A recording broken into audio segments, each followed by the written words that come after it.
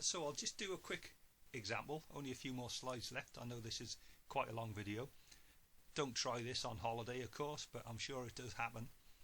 A group of student doctors go on holiday. For a clinical trial, they decide to climb up a tree and swing from a rope attached to a pole. They're near a cliff edge, and if they time it right, they can let go and fall into the sea without hitting the cliff. And what we want to know is what's the minimum angle that it's safe to let go of the rope without hitting the cliff. So we've sort of drawn this here. The safest horizontal distance from the pole to the edge of the cliff, I know this is clipped off a little bit on the screen, the safest distance is 8 meters here.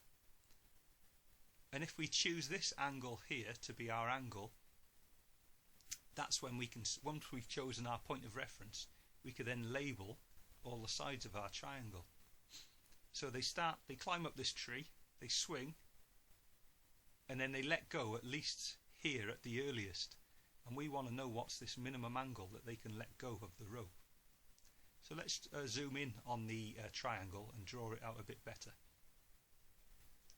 So choose the angle first. You have to choose the angle, otherwise you don't know which side is the adjacent and which is the opposite. So we're going to choose this angle here to be alpha. And I suppose really you have to look at this triangle with your head tilted to the left now, because the side that's opposite this angle is this one. So this is opposite. So this is therefore the pole is the adjacent, and the longest side is the rope, is the hypotenuse. So the hypotenuse is 10 meters because the rope is 10 meters long. The distance from the pole to the edge of the cliff is 8 meters. So we know the hypotenuse and we know the opposite. So which trig function do we use? Cos has the hypotenuse, but it doesn't have the opposite. Tan has the opposite, but it doesn't have the hypotenuse. So the only function that has the two sides that we care about is sine. So we're going to use the sine function. So the sine of this angle is going to be equal to the opposite length divided by the hypotenuse length. So the sine of this angle is equal to 8 meters divided by 10 meters. So the sine of alpha, opposite over hypotenuse, which is equal to 8 meters over 10 meters. So the sine of the angle is actually the sine of 8 over 10. And 8 divided by 10 is 0.8. So the sine of our angle, which is our angle sort of written in another language if you like, is equal to 0.8.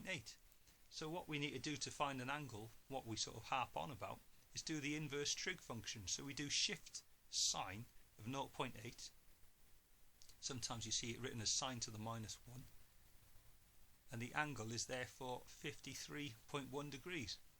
All helped by our calculator, of course. Here's just one more quick example. We've got a truss holding up a lighting rig, and the instructions state that the maximum strength of this red truss here comes from when there's an angle of 45 degrees. So obviously you need to set things up the way they're meant to be set up. But the only truss available is 3 meters long. So we know this red line here is 3 meters long, and we know the angle here has to be 45 degrees because the instructions tell us. We need to figure out how far apart to bolt our two blue support trusses, if you like. So we need to know this gap here. And if we start to label our triangle, if this is the angle, then this side here is opposite the angle, and this side here is adjacent to the angle.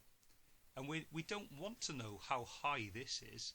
What we are being asked to find out is how far apart should we bolt these two vertical supports, which means how far is this gap here.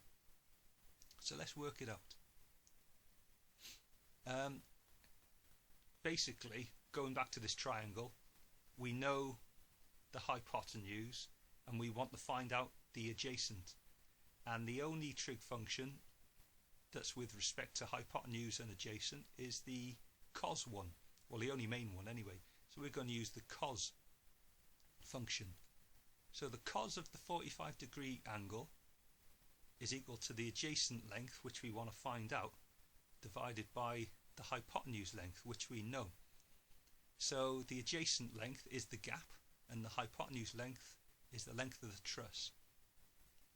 I'll just refresh your memory. So the cos of 45 equals this length, the adjacent, divided by 3 meters, the hypotenuse. So what we do is rearrange so that the adjacent is equal to the hypotenuse times the cos of 45.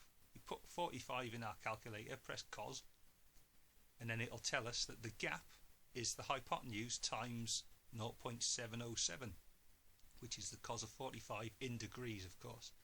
So the length between the two vertical supports is 2.12 meters. So now we know exactly how far apart to put these vertical supports. If this is 3 meters, this is 2.12 meters. So basically, guys, thanks for listening. I know it's been a bit of a whistle-stop tour of trigonometry, but you have to start somewhere, and hopefully you'll go back over the video, and any questions, just leave a comment. Alright, thanks for listening. Thank you, bye.